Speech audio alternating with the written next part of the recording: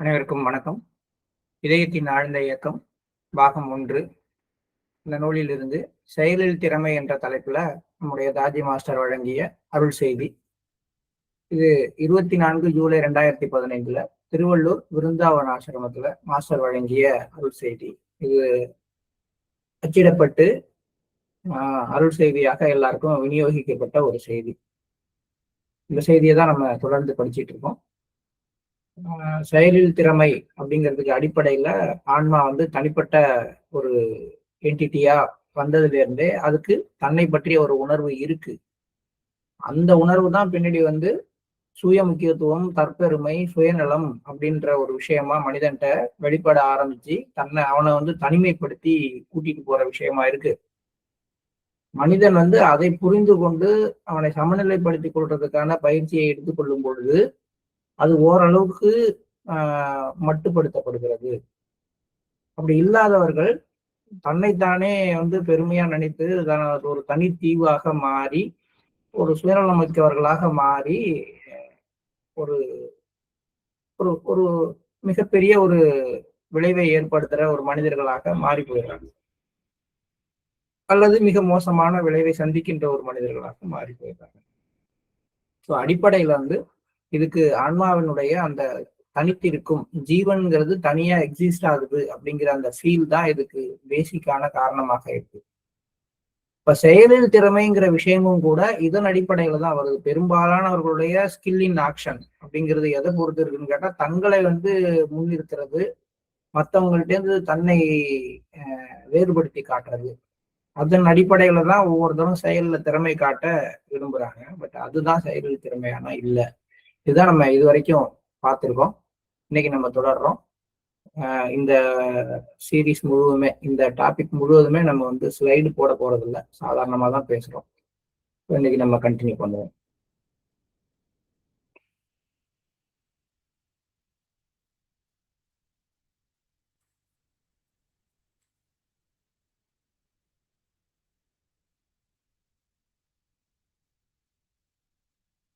நல்லொழுக்கத்துக்குன்னு எந்த ஒரு கோட்பாடும் கிடையாது. இது நம்ம வெள்ளிக்கிழமை அன்னைக்கு பேசி அதுல ஒரு சிந்தனையை கொண்டு வந்தோம். அதாவது மனசாட்சி தான் ஒரு நல்லொழுக்கம் அப்படிங்கிறதுக்கான ரூல்ஸை நிர்ணயிக்குதே ஒழிய தனிப்பட்ட முறையில எந்த ஒரு சட்டத்திட்டமும் கிடையாது. ஏன்னா அது நாட்டுக்கு நாடு, இடத்துக்கு இடம், கலாச்சாரத்துக்கு கலாச்சாரம் மாறுபடுவதனால நாம மனசாட்சியை அடிப்படையாக கொண்டுதான் நல்லொழுக்கம் அப்படிங்கிற விஷயத்த டிஃபைன் பண்றோம். இதான் நம்ம லாஸ்டா சொல்லிட்டு இருந்தோம். நம் மனசாட்சி எப்படி வேலை செய்யும் அப்படின்னா, அது ஒரு விதமா வேலை செய்யும். அந்த வேலை எப்படி இருக்கும், அது நம்மளை எப்பயுமே நல்லது செய்யும் போது பாராட்டாது நம்ம மனசாட்சி. ஆனா தப்பு செய்யும் போது மட்டும் உறுத்தும் அப்படிங்கிறாரு. இந்த விஷயத்த நம்ம நல்லா புரிஞ்சுக்கணும். இந்த பேஸ் நம்ம கிட்ட எப்பயுமே இருக்கு.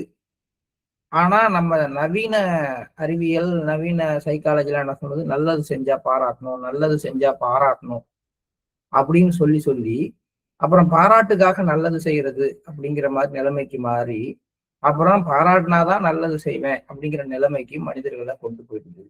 பட் மனசாட்சியினுடைய ஒர்க்கிங் பேட்டர்ன் எப்படி இருக்குன்னு தாஜி சொல்றாருன்னா, அது நல்லது செய்யும் போது நம்மை பாராட்டுவதில்லை. ஆனால் நம்ம டீவியேட் ஆகும் பொழுது, தவறான விஷயங்களை செய்யும் பொழுது நம்ம அப்ப அதை சுட்டி காட்டுது. நம்மளை கொஞ்சம் அதனுடைய குரல் ரொம்ப ஃபீபிளா இருந்தா கூட அது நம்மளை சுட்டி காட்டுது. அது சொல்றாரு, நாம் மெச்சத்தக்க செயல்களை செய்து விட்டோம் என்று நம்மை அது பாராட்டுவதில்லை. நாம் சரியாக சுவாசிக்கிறோம் என்று நமது நுரையீரல்கள் நம்மை பாராட்டுவதில்லை. நாம் செயலற்று இருப்பதற்கும் நமது மனசாட்சி நம்மை அனுமதிப்பது இல்லை.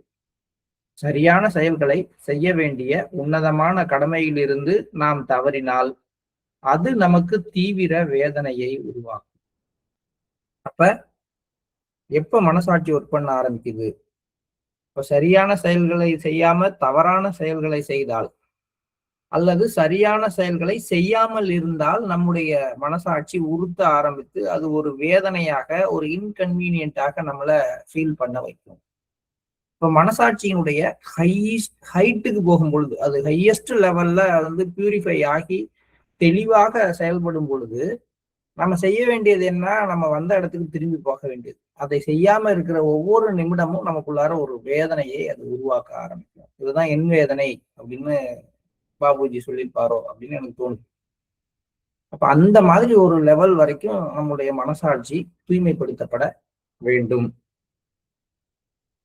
உதாரணமாக, தெருவில் யாரேனும் ஒருவர் அடிபட்டு கிடப்பதை கண்டால் ஒரு மருத்துவரது மனசாட்சி அவரை அங்கு உடனடியாக உதவி செய்ய தூண்டும்.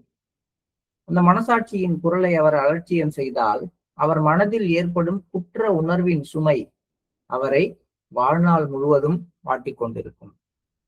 இது வந்து நம்ம எல்லாருக்கும் ஏதோ ஒரு விதத்துல ஒரு குற்ற உணர்வு வாழ்நாள் முழுவதும் வாட்டி கொண்டிருப்பதாக மாறி இருக்கிறது. இதை பத்தி தான் நம்ம அந்த கெவின் கார்ட்டர் அப்படிங்கிறவரை வச்சு நம்ம பேசணும்.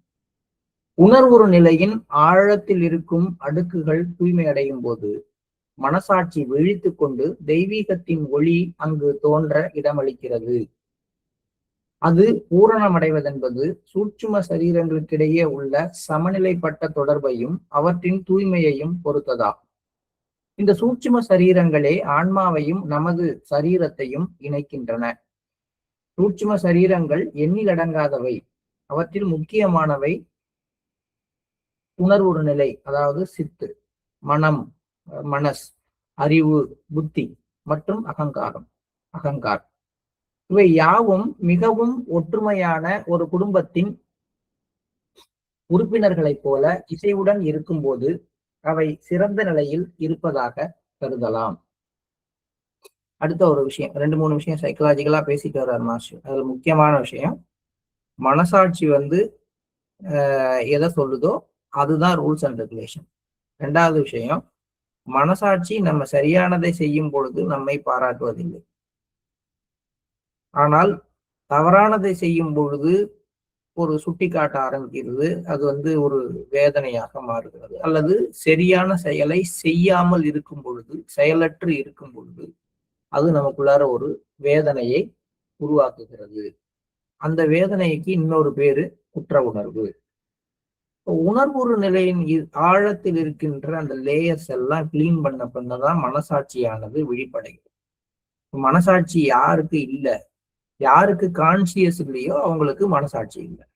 கான்சியஸ் வந்து பியூரிஃபை ஆகி எக்ஸ்பேண்ட் ஆக மனசாட்சி வந்து மிகப்பெரிய அளவுல வேலை செய்ய ஆரம்பிக்கிறது.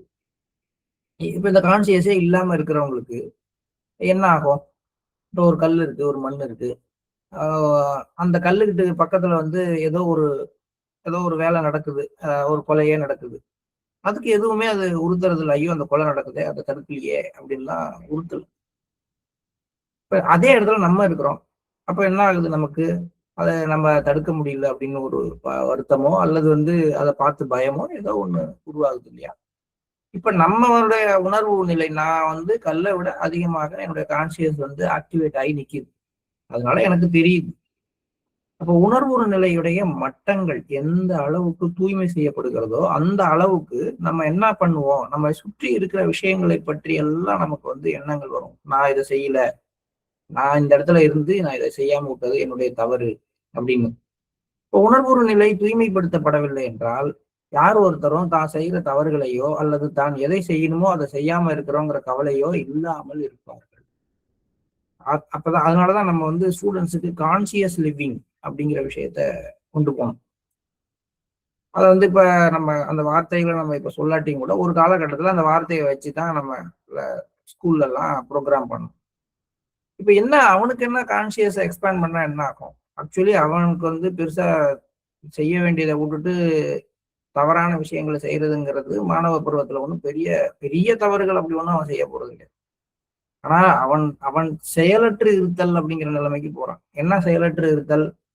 அவன் வந்து பாடங்களை படிக்கிறது இல்லை, அல்லது என்ன தன்னுடைய கடமைகள் என்னவோ ஒரு மாணவனாக, வீட்டுல ஒரு பையனாக தன்னுடைய கடமை என்ன அப்படிங்கிறதை உணர்ந்து அதை செய்யாமல் இருக்கிற வேலையை செய்யறான். ஏன்னா அவனுக்கு அந்த கான்சியஸ் இல்லை, நான் யாரு, நான் இப்படி இருக்கணும் அப்படிங்கிற உணர்வு இல்லாம இருக்கு. அப்ப நீங்க ஒரு ரிலாக்ஸேஷன் கொடுத்து 5 நிமிஷம் மெடிடேஷன் கொடுத்து அந்த கான்சியஸை எக்ஸ்பேண்ட் பண்ண பார்க்கணும். ஒன்ஸ் கான்சியஸை வந்து நம்ம அப்படி கொஞ்சம் கொஞ்சமா தூய்மை செய்யப்பட்டு அந்த அடிமட்டங்கள்ல அந்த தூய்மை வெளிப்படைய ஆரம்பிச்சிருச்சுன்னா அதுக்கப்புறம் அவனே ஆக்டிவேட் ஆகி அவனே வேலை செய்ய ஆரம்பிச்சிருவான். இதுதான் அடிப்படை. அப்ப இதயத்தின் ஆழமான அடுக்குகள் தூய்மையாகும் பொழுதுதான் நம்முடைய உட்குரல், அதாவது மனசாட்சி, அது என்ன பண்ண ஆரம்பிக்குது, ஒரு தூய்மை அடைய ஆரம்பிச்சு தன்னை வெளிப்படுத்தி கொள்ள ஆரம்பிக்கிறது, அது விழிப்படைகின்றது. அது விழிப்படைந்த பிறகு தெய்வீகத்தின் ஒளி அங்கு தோன்ற இடமளிக்கிறது. இந்த மனசாட்சி பூரணம் அடைவது, அது வந்து ஒரு கம்ப்ளீட் ஷேப்ல வந்து நம்மை முழுமையாக வழி நடத்துறது என்பது எதை பொறுத்ததுன்னா நம்முடைய மனம், சித்தம், புத்தி, அகங்காரம் அப்படிங்கிற இந்த சூட்சும சரீரங்களுக்கு இடையே உள்ள ஒரு பேலன்ஸ்டு கனெக்ஷன், பேலன்ஸ்டு ரிலேஷன்ஷிப்.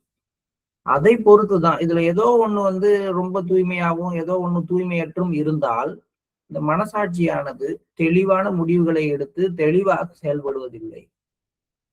அதுக்கு மாஸ்டர் நிறைய சொல்லுவார், கலர் கலரான கண்ணாடிகள் வழியாக செல்லுகின்ற மெழுகுவர்த்தியுடைய ஒளி மாறி அது மாறி போகுது. மனசாட்சி வந்து விழித்து கொண்டு ஒரு தெய்வீக ஒளியை சுடர்விட்டு பிரகாசிக்க வைத்தால் கூட இந்த மனம், சித்தம், புத்தி, அகங்காரம், இந்த சூட்சும சரீரங்கள் கணக்கில் அடங்காதவை. ஆனால் மெயினா இருக்கிறது இந்த 4. இந்த 4ம் வந்து ஒரு பேலன்ஸ்டா கிளீன் ஆகும். அது மாதிரி ஒரு சமநிலைப்பட்ட விதத்துல சுத்திகரிப்பு செய்யப்பட்டு ஒன்றோடு ஒன்று இணக்கமாக தொடர்புடையதாக இருந்தால் மட்டும்தான் மனசாட்சி முழுமையான அளவுல ஒர்க் பண்ண ஆரம்பிக்கும். சூட்சும சரீரங்களை அவற்றின் முக்கியத்துவத்துக்கு ஏற்ப வரிசைப்படுத்தும் போது அந்த வரிசை மாறிக்கொண்டே இருக்கிறது. இதை பத்தி நிறைய டிபேட்லாம் நான் வந்து ஒரு காலகட்டத்துல பண்ணிக்கிட்டே இருப்பேன். கேட்டா ஒரு ஒரு ஒரு ஸ்பிரிச்சுவல் லிட்ரேச்சர் எடுத்தா மனம், சித்தம், புத்தி, அகங்காரம் அப்படின்னு சொல்லுவோம். இன்னொன்னு என்ன பண்ணும், அகங்காரம், புத்தி, சித்தம், மனம் அப்படின்னு சொல்லுவோம். இன்னொன்னு சித்தம், அகங்காரம், மனம், புத்தி, இது மாதிரி வரிசைப்படுத்தும். ஒவ்வொருத்தங்களும் ஒரு வரிசையில இதை பத்தி பாடிப்பாங்க. அதுல மெயினா பாத்தீங்கன்னா நான் வந்து ஒரு காலகட்டத்துல அந்த ரமண மகரிஷியுடைய அந்த ஆர்டர்ஸ் தான் வந்து நான் ரொம்பவும் கரெக்டாக என்ன சொல்லுவேன் அப்படின்னா, மனம், சித்தம், புத்தி, அகங்காரம். அகங்காரம் தான் வந்து ரொம்ப ஹைட்டு. ஏன்னா நான் அப்படிங்கிறது இல்லைன்னா புத்தியோ அல்லது மனசோ வேலை செய்யறது இல்லை இல்லையா. அப்ப ரமண மகரிஷி அதான் சொல்லுவார், எதுவாக இருந்தாலும் யாரு சிந்திக்கிறா, யாருன்னு பாரு, யார் அதை கேள்வி கேட்கறது, கேள்வி கேட்பவன் யார் அப்படின்னு உள்ள போன்னு சொல்லுவார். என்னுடைய ஒரு பயிற்சியில நான் வந்து எல்லா இடத்துலயும் அதை தான் நான் வந்து முன்னிலைப்படுத்துவேன். சித்தத்தை நான் முன்னிலைப்படுத்தாம அது ஒரு ஆர்டர். மாஸ்டர் என்ன சொல்றாரு, இதுல எது வந்து முன்னாடி எது பின்னாடிங்கிறது இடத்துக்கு இடம், நேரத்துக்கு நேரம் அந்த வரிசை மாறிக்கொண்டே இருக்கும். அதனால இதுதான் முன்னாடின்னு சொல்ல முடியாது. இது ஒரு முக்கியமான கான்செப்ட். ஆனா இன்னொரு விதத்துல பார்க்க போனா பேஸ் எப்படி இருக்கு. இப்ப நான் சொல்லுவேன், எதுவாக இருந்தாலும் ஒரு தன்னுடைய மனதை பத்தி பேசினாலும் எதை பத்தி பேசினாலும் அது கடைசியில எங்க போய் நிற்கும், நான்கிற அடிப்படையில தானே போய் நிக்குது. ஒருத்தருடைய திறமையை பத்தி பேசுறோம், ஒருத்தருடைய கருணையை பத்தி பேசுறோம், இல்ல தெய்வீகத்தை பத்தியே பேசுறோம். தெய்வீகத்தோட ஒன்றுவது யாரு கடைசியா எங்க போய் நிக்கிறேன், நான் அப்படிங்கிற விஷயத்துல தானே போய் நிக்கிறேன். அப்ப நான் தானே எல்லாத்துக்கும் அடிப்படை. அப்ப கான்சியஸ்ல நான் தான் முன்னாடி இருக்குது அப்படின்ற மாதிரி யோசனை பண்ணிட்டே வர்றப்ப அப்புறம் லேட்டரா எனக்கு அதுல ஒரு புரிதல் கிடைச்சது. என்ன மாதிரி புரிதல் கிடைச்சது அப்படின்னு கேட்டா, மற்ற எல்லாமே வந்து பேசுதான் நான் அகங்காரம். அகங்காரத்தை அடிப்படையாக கொண்டுதான் நம்முடைய எல்லா செயல்பாடுகளும், உண்பது, உறங்குவது, விழிப்பது, செயல்படுவது எல்லாத்துக்கும் பின்னாடி என்ன இருக்கு, நான் இருக்கேன். இந்த நானுக்கு பின்னாடி கான்சியஸ் இருக்கு. இது எப்ப நம்மளால நல்லா ஃபீல் பண்ண முடியும்னா, ஒருத்தர் வந்து சுத்தமா தன்னுடைய உணர்வை இழந்து மயங்கி போறார். இப்ப அந்த நான் எங்க போனுச்சு, அவர் இருக்காரு, அவருக்கு மூச்சு இருக்கு, எல்லாம் இருக்கு. ஆனால் இப்பொழுது அவர்கிட்ட இருந்து அந்த நான்கிறது வேலை செய்யல. அதான். ஆனால் அவருக்கு அந்த உணர்வு வருது. திரும்பி மயக்கத்திலிருந்து மீண்டும் தன் உணர்வுங்கிற நிலைமையை அங்க இருக்கிற ஒவ்வொரு செல்லும் பெற ஆரம்பித்த பிறகு அவர் முதல்ல கேட்கிற கேள்வியே, நான் எங்க இருக்கிறேன். இப்ப தெரியுதுன்னா, இப்ப இந்த நான் எங்க இருக்கிறேன் அப்படிங்கிறதையே அது உணர்வை பொறுத்துத்தான், உணர்வுறு நிலையை பொறுத்துத்தான் தெரிந்து கொள்ள விரும்புகிறது. நானுடைய இடம் எது? அப்ப நான் வந்து மயக்கம் போடும் பொழுது என்னுடைய மூளையுடைய செயல்பாடுகள், அதாவது வந்து எக்ஸ்டர்னல் செயல்பாடுகள், உள்ளுறுப்புகளை செயல்படுத்துற விதம் வந்து அப்படியே இருக்கு. அது கான்சியஸ் லெவலோட கனெக்ட் ஆகி இருக்கிறதுனால எனக்கு வந்து கோமா ஸ்டேஜுக்கு நான் போன பிறகும் மிச்சம் இருக்கிறது என்னவா இருக்கு, உள்ளுக்குள்ளார செயல்பட்டுட்டு தான் இருக்கு. அதுல ஒன்றும் பிரச்சனை கிடையாது. ஆனா இந்த 2 லேயரையும் இணைக்கிற அந்த கான்சியஸ் வந்து, அந்த திரை வந்து வெளிப்படைஞ்ச பிறகுதான் நான் அப்படிங்கிறதே வந்து செயல்பட ஆரம்பிக்குது. அதனாலதான் நம்ம மாஸ்டர் சொல்லும் பொழுது மெயினா என்ன சொல்றாரு, கான்சியஸ்ங்கிறது ஒரு திரை. அந்த திரை மேலதான் மத்த எல்லாமே செயல்படுது. கான்சியஸே இல்லாம போயிடுச்சுன்னா அகங்காரம் வேலை செய்ய முடியாது. அகங்காரம் வேலை செய்யலைன்னா புத்தியோ மனசோ வேலை செய்ய முடியாது. இப்படி ஒரு ஆர்டரை தான் நம்ம மாஸ்டர் வந்து நம்ம டிசைனிங் டெஸ்டினி புக்ல எல்லாம் தெளிவாவே கொடுத்துருக்காங்க.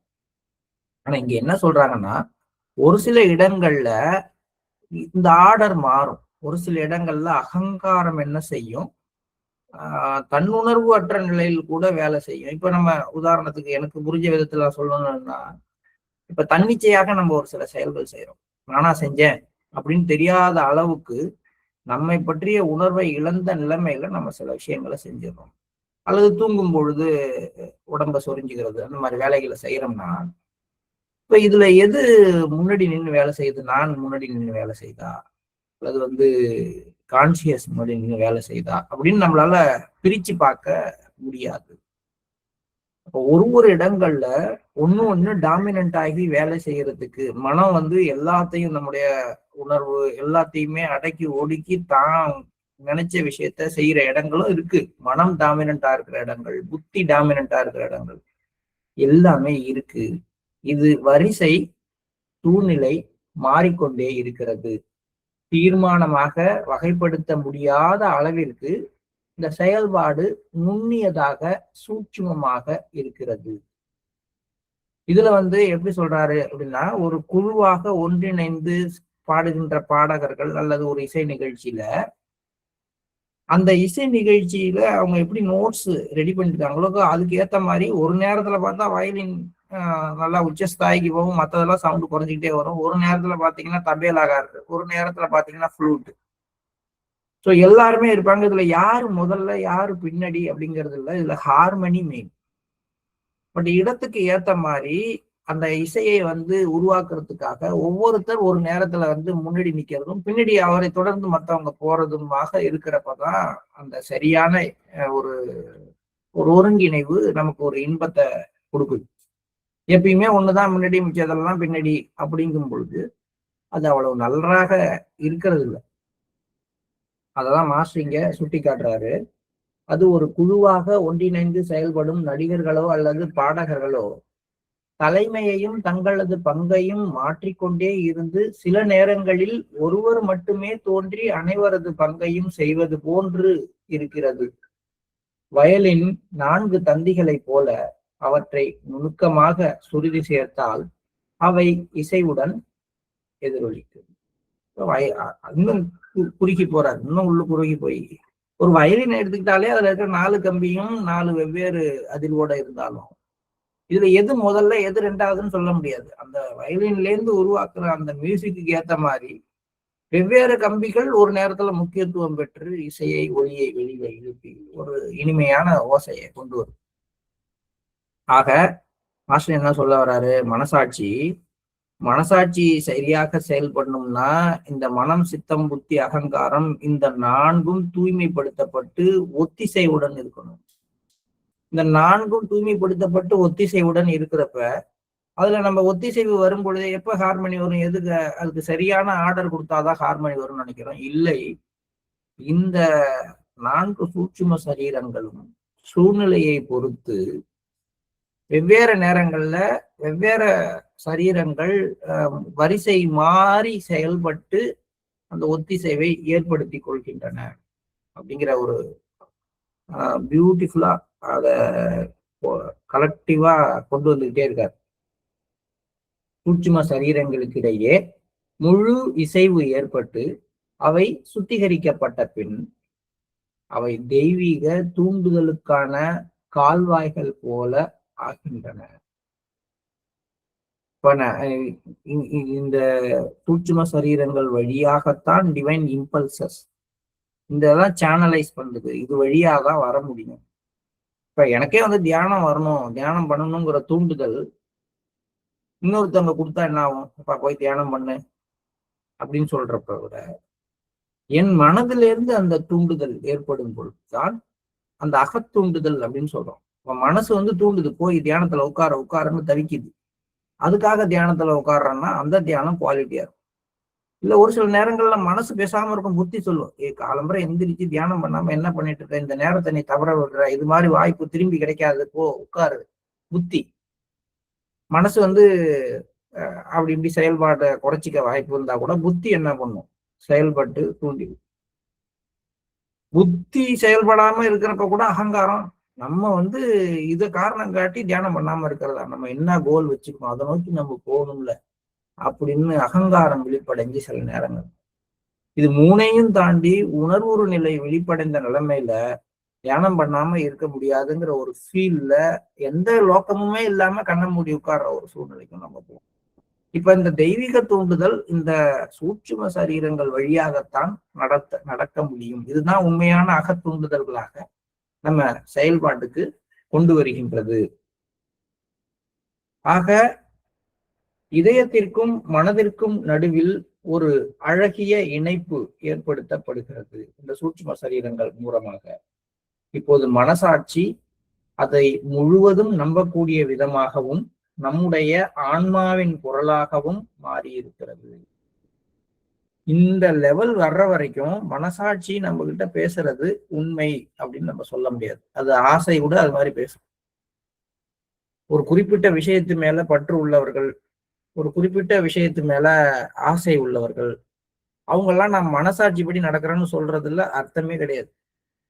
ஏன்னா அங்க வந்து அவங்களுடைய சூட்சும சரீரங்கள் தூய்மை செய்யப்பட்டு ஒருங்கிசைவுடன் செயல்பட ஆரம்பிச்சு தெய்வீக தூண்டுதல் அதன் வழியாக செயல்படுறதுக்கான அமைப்பு உருவாகாத பட்சத்துல ஆசைகள் அந்த சூட்சும சரீரம் வழியா தூண்டுதலை ஏற்படுத்தி அதன் மூலமாக ஒரு குரலை ஏற்படுத்தி அதுக்கு நியாய தர்மம்லாம் கற்பிச்சு நீ செய்யி அப்படின்னு சொல்லு. அதையே வந்து அவங்க மனசாட்சியின் குரல் அப்படின்னு எடுத்துக்கிறாங்க. மாஸ்டர் அதை தெளிவா சொல்றதுக்கு தான் இவ்வளவு தூரம் வர்றாரு. இந்த அளவுக்கு சூட்சும சரீரங்கள் சுத்திகரிப்பு செய்யப்பட்டு தெய்வீக தூண்டுதல்களுக்கான வாய்க்கால்களாக அவை மாறிய பிறகுதான் உண்மையிலேயே மனசாட்சியின் குரலானது ஓங்கி ஒலிக்க தொடங்குகின்றது. அதுதான் ஆன்மாவின் குரலாகவும் மாறியிருக்கிறது. அதனால் நாம் அதை மதித்து பின்பற்றி நடக்க ஆரம்பிக்கலாம். நம்முடைய செயல்கள் அதன் தூண்டுதலுக்கு எதிராக அமைந்தால் நாம் குழப்பமடைவோம். அத்தகைய செயல்களை நாம் செய்யக்கூடாதவை என்று உணர ஆரம்பிக்கிறோம். சரியான செயல்களை செய்யும் பொழுது நம்முடைய உள்ளார்ந்த அமைதி கெடுவதில்லை.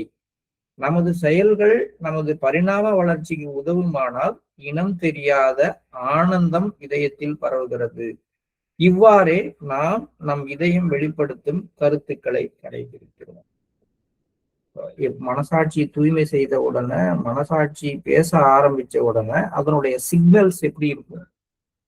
சிக்னல்ஸ் நம்முடைய மனசாட்சி வெளியிடுகின்ற சங்கேத குறியீடுகள் அப்படிதான் நம்ம சொல்லணும். எப்படி சிக்னல் கொடுக்குது நம்ம செயல்படும் பொழுது? நாம தவறான செயல்களை அல்லது நாம செய்யற செயல்கள் நம்முடைய மனசாட்சியினுடைய தூண்டுதல்களுக்கு எதிராக இருக்கு. உதாரணத்துக்கு இந்த செயலை செய்ய வேண்டாம் அப்படின்னு நம்முடைய மனசாட்சி சொல்லுது, ஆனா நான் செய்யறேன். இதை செய்ய சொல்லி ஒரு பக்கம் மனசாட்சி தூண்டுது, ஆனால் வெளி உலகத்தினுடைய ப்ரெஷர் என்ன இதை செய்ய சொல்லுது, அல்லது என்னுடைய புத்தி வந்து இன்னொன்னு சொல்லுது, அப்படி போயிட்டே இருக்கு. அப்ப நமக்கு என்ன வரும்? குழப்பம் வரும். ஆக நம்ம குழப்பம் அடைகிறோம் அப்படிங்கிறப்ப நாம ஏதோ நம்ம மனசாட்சிக்கு எதிராக அல்லது மனசாட்சி போற போக்குக்கு ஆதரவற்ற ஒரு முடிவை நம்ம எடுக்க ஆரம்பிக்கிறோங்கிறத புரிஞ்சுக்கணும். அப்போ யாருக்கெல்லாம் குழப்பம் நிறைய வருதோ அவங்களுக்கு அவங்க மனசாட்சி சொல்றதுக்கு எதிரான ஒரு நிலைமைக்கு போறாங்க. பகவத்கீதையில எடுத்துக்கிட்டா அர்ஜுனன் வந்து அவன் மனசாட்சிக்கு விரோதமாக ஒரு முடிவு எடுக்கிறான். அப்பதானே அவனுக்கு குழப்பம் வருது. அவனுடைய மனசாட்சி என்ன சொல்லுது? உன்னுடைய தர்மம் என்னவோ அதை கடைபிடி, நீ வந்து போருக்கு போ. அதுக்குதான் சங்கம் எடுத்துட்டு ஊதுற வரைக்கும் போயாச்சு. ஆனால் அவனுடைய புத்தி, அவனுடைய உணர்ச்சிகள் அவனுக்கு என்ன சொல்லுது? எதிரில் இத்தனை பேர் சாகணுமா? கருணை, இரக்கம், தன்னுடைய ஆச்சாரியர்கள் மேல் உள்ள மரியாதை, தன்னுடைய உறவினர்கள் மேல் உள்ள பாசம், இதெல்லாம் என்ன பண்ணுது? எதிர்வினையாற்றுது. அப்ப அவனுக்கு என்ன வருது? குழப்பம் வருகிறது. அப்ப நல்லா சொல்லலாம், நம்ம குழப்பம் அடையும் பொழுது நம்ம புரிந்து கொள்ள வேண்டியது, ஏதோ ஒரு விதத்துல நம்முடைய மனசாட்சிக்கு எதிராக நாம சிந்திக்கிறோம். சரி, அப்ப என்ன பண்ணணும்? அந்த குழப்பத்தை நீக்க என்ன பண்ணணும்? அப்ப தியானம் பண்ணி திரும்பி வந்து சூட்சும சரீரங்களை, குழப்பம் வருதுனாலே நம்ம தியானம் பண்றதுக்கு முன்னாடி நல்லா சுத்திகரிப்பு பண்ணணும். அன்னைக்கு பண்ணுனா சூட்சும சரீரங்கள் என்ன ஆயிடும்? அது செட்டில் டவுன் ஆகி அதுல ஒரு கிளாரிட்டி வந்து மனசாட்சியின் குரல் தெளிவாக நமக்கு கேட்க ஆரம்பிக்கும். அப்பயே வந்து ஒரு 80% குழப்பம் தீர்ந்து. இன்னும் ஆழமாக ஒரு தியானத்துல அமர்ந்து நம்ம தீர்வு கேட்டு தியானத்துல அமரக்கூடாது. எப்பயும் போல நம்ம தெய்வீக ஒளியில மூழ்கி எந்திரிச்சு வரப்பா. தெய்வீக ஒளியில மூழ்கி எந்திரிச்சு வந்தால் அப்ப வந்து மனசாட்சியின் குரலை புரிந்து கொண்டு நம்ம தீர்வு எடுக்கிறதுக்கான ஒரு எண்ண ஓட்டம் நமக்குள்ளார தைரியம் அதெல்லாம் வர ஆரம்பிக்கும். இப்படிதான் நம்ம வந்து குழப்பத்தில இருந்து வெளியில வரும். சரி, நம்ம வந்து ஒரு சரியான செயலை செய்யறோம். சரியான செயலை நம்ம செய்யறோம். அதாவது வந்து செயலற்று இருக்காமல் என் கடமையை மட்டும் நான் சரியாக செய்து கொண்டிருக்கிறேன். எனக்கு என்ன சொல்லப்பட்டதோ அதை நான் செய்யறேன். ஒரு மெஷின் மாதிரின்னு வச்சுக்கிட்டேன். தர்மம் எது, அதை நான் கடைபிடிக்கிறேன், இதை செய்யணும் அப்படின்லாம் நான் இருக்கிறேன். அப்படின்னா நான் வந்து தர்மத்தை கடைபிடிக்கிறேன். தர்மம்ங்கிறது என்ன? ரூல்ஸ் அண்ட் ரெகுலேஷன் தானே. எனக்கான ரூல்ஸ். எங்க அப்பாவுக்கு நான் இதை செய்யணும், என்ன செய்யணுமோ அதை செஞ்சுட்டேன். என்னுடைய மனைவிக்கு என்ன செய்யணுமோ நான் செஞ்சுட்டேன். இப்படின்னு சொல்லி எனக்கு என்ன விதிக்கப்பட்டதோ அதை நான் செய்யும் பொழுது நான் முழு அமைதியை அனுபவிக்கிறேன். அப்ப இது 2வது கட்டம். குழப்பம் அப்படிங்கிறது செய்யக்கூடிய விஷயங்களை வந்து செய்யாம வேற ஏதாவது செய்யறப்பெல்லாம் குழப்பம். செய்ய வேண்டிய விஷயம் எதுவோ அதை எவ்வளவு சொல்றாங்களோ அவ்வளவு செய்யறது. இதை எடுத்து வைனா எடுத்து வைப்பேன். ஏன்னா உத்தரவு போட்டா செய்யறது தானே என் வேலை. அதனால இந்த மாதிரி சொல்லப்பட்ட விஷயங்களை செய்யற நிலைமைக்கு வரும்பொழுது மனம் ஆழ்ந்த அமைதியை அனுபவிக்கிறது. அப்ப இந்த கண்டிஷன் எப்படி இருக்கு அப்படின்னா, நான் எதை செய்ய வேண்டுமோ அதை செய்து கொண்டிருக்கிறேன். அப்ப சரியான செயல்களை செய்யும் பொழுது நான் அமைதியை உணர ஆரம்பிக்கிறேன். ஆனால் இன்னும் ஒருபடி மேலே போய் நான் செய்யற செயல்கள் என்னுடைய உண்மையான சுய பரிணாம வளர்ச்சிக்கு உதவுவதாக அமையும் பொழுது, அந்த நேரத்துல அந்த மாதிரி செயல்களை நான் செய்யும்போது, அடுத்த கட்ட வளர்ச்சிக்கான செயல்களை நான் செய்யும் பொழுது, அந்த தர்மத்தை கடைபிடிக்கும் போது இருக்கிறதுலயே உயர்வான தர்மம் தான் சுய தர்மம்னு சொல்றோம். இந்த சுய தர்மத்தை நான் கடைபிடிக்க ஆரம்பிக்கும் பொழுது எனக்குள்ளார ஆனந்தம் பொங்குகிறது. இதுதான் வந்து 3 நிலைமைகள்: குழப்பம், அமைதி, ஆனந்தம். இவ்வளவு அழகா மாஸ்டர் வந்து எக்ஸ்பிளனேஷன் கொடுக்குறாரு. இப்படிதான் அவருக்கு வந்து இந்த ஆர்டர்ஸ் எல்லாம் வந்து இயல்பா அவர் பேசும்பொழுது வருது. இதுதான் தெய்வீகத்தினுடைய ஒரு வெளிப்பாடு அப்படின்னு நம்ம சொல்றோம். ஒரு மனசாட்சி உள்ளுக்குள்ளார போய் அதுக்கு எதிராக நம்ம செயல்படும் பொழுது குழப்பத்தையும், எதை செய்ய வேண்டுமோ அதை செய்யும் பொழுது அமைதியையும், நம்முடைய பரிணாம வளர்ச்சிக்கு தேவையான சுய தர்மத்தை நம்ம கடைபிடிக்கும் போது ஆனந்தத்தையும். அது என்னது? இப்ப வந்து ஒரு எனக்கான தர்மம் என்ன? எனக்கான தர்மங்கிறது வந்து என்னுடைய கடமைகள். நம்ம ஏற்கனவே சொன்ன மாதிரி என்னுடைய தொழில் தர்மம், என்னுடைய குடும்ப தர்மம், இதெல்லாம் நான் சரியா ஆட்டினா நான் அமைதியா இருக்கேன். ஆனால் தனிப்பட்ட முறையில என் ஆன்மாவுக்கான கடமையை நான் செய்ய ஆரம்பிக்கும் போது ஆனந்தமாகும்.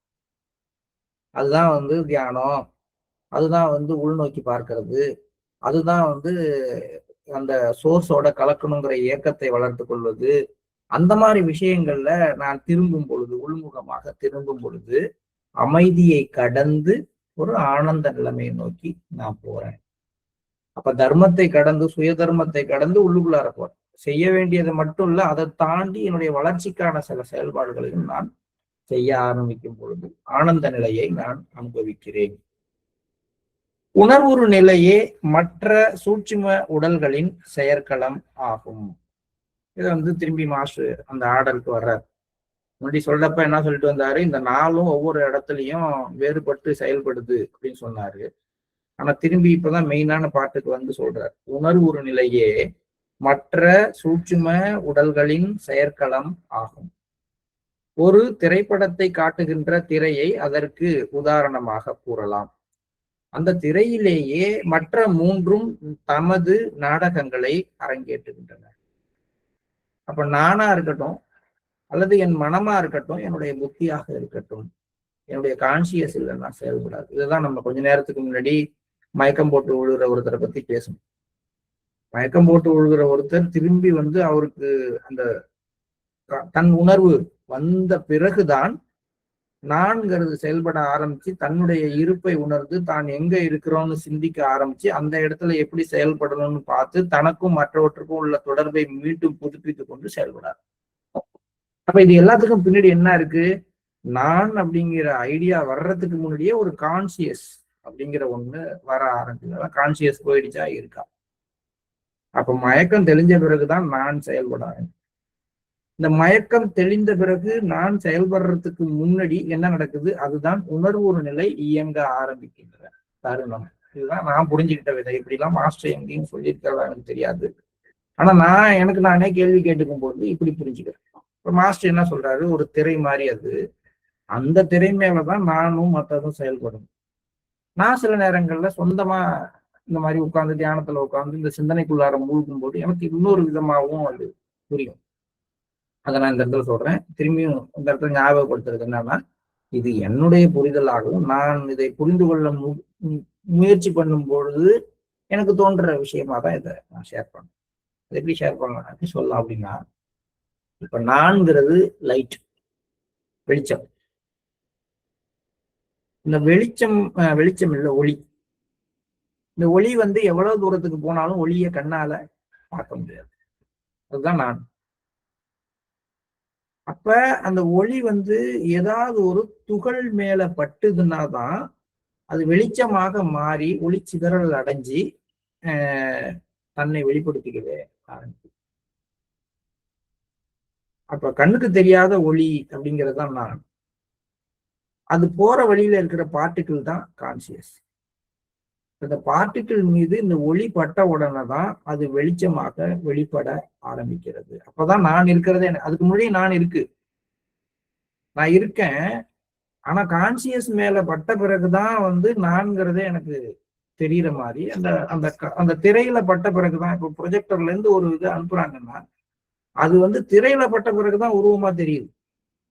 திரையே இல்லாம ஒரு எம்டி ஸ்பேஸுக்குள்ளார அனுப்புனீங்கன்னா அப்ப என்ன வெளிச்சம் எதுவுமே தெரியாது. அங்க எதுவும் எம்டி, அதாவது டஸ்ட் கூட இருக்கக்கூடாது. அந்த மாதிரி ஒரு பியூர் ஸ்பேஸ்குள்ளார அனுப்புனோம்னா அந்த ப்ரொஜெக்டர்ல இருந்து வரக்கூடிய எந்த ஒரு உருவமும் கண்ணுக்கு தெரிய போகுது. ஆனா இல்லாம இருக்கான்னா இல்லை. அது அந்த ப்ரொஜெக்டர் வந்து சில உருவங்களை உருவாக்கிக்கிட்டு தான் இருக்கு. அது வழியா ஒரு வெளிச்சம் போய்கிட்டு தான் இருக்கு. ஆனா அதை தடுத்து நிறுத்தி காட்டுவதற்கு எதுவும் இல்லாததுனால நமக்கு கண்ணுக்கு தெரியாது. இந்த உணர்வுறு நிலை அப்படிங்கிற ஒரு விஷயம் அது இன்னும் சாலிடான விஷயம்தான். என்னை பொறுத்த வரைக்கும் நான் அப்படிங்கிறத விட கான்சியஸ்ங்கிறது கொஞ்சம் சாலிடான விஷயம். எப்படி ஒளியை விட ஒளி எது மேல படுக்கிறதோ அது கொஞ்சம் சாலிடான விஷயமோ அது மாதிரி அது மேல நின்றுக்கிட்டு தான் இந்த நான் பட்ட உடனே வெளிப்படாது. சரி, அப்ப மனமும் புத்தியும் என்ன? ஒரு இடம் இருக்கு, அங்க வந்து உள்ளுக்குள்ளார லைட்டு போயிட்டு இருக்கு. ஆனா அது எதுவும் ஊடுருவி போகும் பொழுது அதை தடைப்படுத்துற எந்த பொருளும் அங்க வைக்கப்படாததுனால அது வெளிச்சமா மாறி அங்க என்ன இருக்குன்னு காட்டும். இப்ப நான் குறுக்க ஒரு பொருளை வச்சோன்னே ஒளி அதுல பட்டு சிதறல் அடைஞ்சு வெளிச்சமா மாறி அந்த இடத்துல வெளிச்சத்தை உருவாக்கினவுடனே அங்க இருக்கிற மற்ற பொருள்கள் கண்ணுக்கு தெரிகிற மாதிரி இந்த நான்கிற ஒளி கான்சியஸ்ங்கிற ஒரு மேட்ரு மேல பட்டு வெளிச்சத்தை உருவாக்கும் பொழுது அதுக்கு பக்கத்து துணையா வரக்கூடிய விஷயங்கள், அருகில இருக்கக்கூடிய மனம், அந்த புத்தி அப்படிங்கிற ரெண்டு முக்கியமான பொருள்கள் கண்ணுக்கு தெரியாது.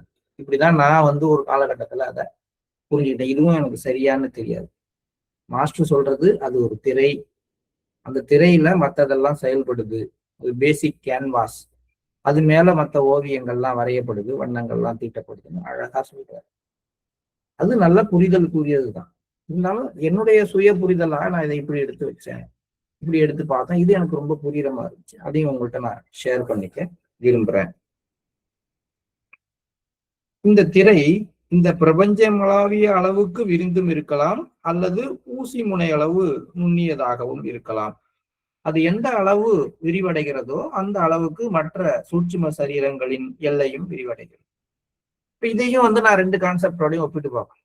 இப்ப ஸ்கிரீன் எவ்வளவு பெருசு இருக்கோ அவ்வளவு பெருசுக்கு நம்ம என்ன பண்ணலாம், படத்தை பெருசாக்கலாம். முன்னாடி குட்டியோண்டா நம்ம ஒரு 16 mm ஸ்கிரீன்ல கிராமத்துல திரைய கட்டி அதுல ப்ரொஜெக்டர் வச்சு ஓட்டின காலத்துல இருந்து 70 mm டிஜிட்டல் ஸ்கிரீன் அப்படின்னு நம்ம கொண்டு வரும் பொழுதுதான் பிரம்மாண்டமா பெருசா தெரிகிற மாதிரி உருவங்கள் வருது. அப்போ ப்ரொஜெக்டர் ஒரு பக்கம் இருந்தாலும் அந்த ப்ரொஜெக்ஷனை ரிலீஸ் பண்றதுக்கு பெரிய திரை தேவைப்படும். திரை பெரிதாக பெரிதாக பெரிதாக அதுல காட்டப்படுற உருவங்களையும் பெரிதாக நம்மளால காட்ட முடியும். அப்படிங்கிற மாதிரி நீங்க இல்லைன்னா ப்ரொஜெக்டர் வச்சு எவ்வளவு பெரிய உருவத்தை உருவாக்கினாலும் திரை எவ்வளவு பெருசு இருக்கோ அவ்வளவு பெருசு தானே பார்க்க முடியும். அப்போ ஒரு பெரிய யானையை ப்ரொஜெக்ட் பண்ணிட்டு ஒரு சின்ன திரையை வச்சீங்கன்னா அது வாழை மட்டுமோ காலை மட்டுமோ தான் காட்ட முடியும். அப்ப அந்த அளவுக்கு திரை பெருசாகும். அல்லது ஒரு ஓவியம் வரைகிறவங்க எவ்வளவு பெரிய ஓவியம் வரைய முடியும், அவங்க வச்சிருக்க கேன்வாஸ் எவ்வளவு பெருசு இருக்கோ அவ்வளவு பெருசுதான் ஓவியம் வரையும். அப்ப எது விரிவடைந்தால் மற்றவை விரிவடையும். மற்ற சூட்சும சரீரங்கள் விரிவடையணும்னா முதல்ல கான்சியஸ் எக்ஸ்பேண்ட் ஆகணும். எக்ஸ்பேன்ஷன் ஆஃப் கான்சியஸை பொறுத்து தான் நம்ம மனம் விரிவடைகிறதும் சித்தம் புத்தி விரிவடைகிறதும் நம்முடைய அகங்காரம் விரிவடைகிறதும் இருக்கு. அப்ப மனம் சித்தம் விரிவடைஞ்சா அகங்காரம் விரிவடைஞ்சிருமானா விரிவடையதான் செய்யும். அது விரிவடையும் பொழுது அதே நேரத்துல தூய்மையாகவும் மாற்றப்பட வேண்டும். தூய்மையான ஒன்னாகவும் விரிவடைகிற ஒன்னாகவும் மாறும் பொழுது ஒரு காலகட்டத்துல அது இந்த சோர்ஸினுடைய தன்மையை பெற ஆரம்பித்து தன்னுடைய அடையாளத்தை விளக்க ஆரம்பிச்சு. இப்படிதான் இந்த வேலை நடக்குது. இதையே நம்ம அந்த பார்ட்டிகிள் மேல படுற ஒளி அப்படின்னு நம்ம எடுத்துக்கிட்டாலும் ஒளி எவ்வளவுதான் டென்ஸா இருந்தாலும் அது சின்னோண்டு பொருள் மேல பட்டா கொஞ்சம் தான் வெளிச்சத்தை உருவாக்க முடியும். அப்ப அந்த இடத்துல ஒரு மிகப்பெரிய பார்ட்டிகிள் இருக்கு, மிகப்பெரிய தடை இருக்குன்னா அது முழுவதிலையும் அந்த ஒளிப்பட்டு சிதறினாதான் பெருசா வரும். இப்ப நிலா எவ்வளவு பெருசு இருக்கு, அந்த பெருசுக்கு தான் சூரியனோட ஒளி அதுல ரிஃப்ளெக்ட் ஆகி நமக்கு தெரியுது. நிலா ஒருவேளை ஒரு சின்ன ஒரு 1 கிலோமீட்டர் அளவு உள்ள ஒரு கல்லு மாதிரி இருக்குன்னு வச்சுக்கோங்க. சின்ன ஒரு மலை சின்னதா 1 கிலோமீட்டர் சுற்றளவு உள்ள ஒரு உருண்டையா சுத்திட்டு இருக்குன்னு வச்சுக்கோங்க. அப்ப நமக்கு இவ்வளவு வெளிச்சம் கிடைக்குமா? கிடைக்காது. ஒரே ஒரு புள்ளி தெரியும், வானத்துல ஒரே ஒரு புள்ளி தெரியும், அவ்வளவுதான். அந்த அளவுக்கு தான் நமக்கு தெரியும். பட் நிலாவுடைய சைஸ் பெருசா இருக்கிறதுனால நமக்கு வெளிச்சம் நிறைய கிடைக்குது. பௌர்ணமி எடுத்துக்கோங்க, பௌர்ணமி அன்னைக்கு ஏன் அவ்வளவு வெளிச்சம் கிடைக்குது? இந்த சூரியனோட ஒளி பட்டு முழு பரப்புலையும் பட்டு நமக்கு முழுசா கிடைக்கிறதுனால. அது மாதிரி இந்த கான்சியஸ் இந்த நான்ல இருந்து வரக்கூடிய ஒளிக்கற்றையை எந்த அளவுக்கு பெருசாக்குதோ அந்த அளவுக்கு நான் பெருசா தெரியுது, மற்ற பொருள்கள் மனம் புத்தி எல்லாமே பெருசா தெரியுது. இது ரெண்டுலையுமே அந்த கம்பேரிசன் சரியா வர்ற மாதிரியே எனக்கு தோணுது. இருந்தாலும் இந்த நான் சொல்ற 2வது விஷயம் என்னுடைய தனிப்பட்ட ஒரு புரிதல் தான். மனம் புத்தி அகங்காரம் ஆகியவற்றின் செயல்பாடு உணர்வுறு நிலைக்குள் தான் நிகழ்கின்றது. இந்த இடத்துல நம்ம நிறுத்திக்குவோம், நிறைய பேசிட்டோம். அந்த மனம் சித்தம் புத்தி அகங்காரம் பத்தி ஒரு நல்ல புரிதலை மாஸ்டர் நமக்கு இன்னைக்கு கொடுக்கட்டுங்கிற ஒரு பிரார்த்தனையோட நம்ம காலை நேர தியானத்துக்கு செல்வோம்.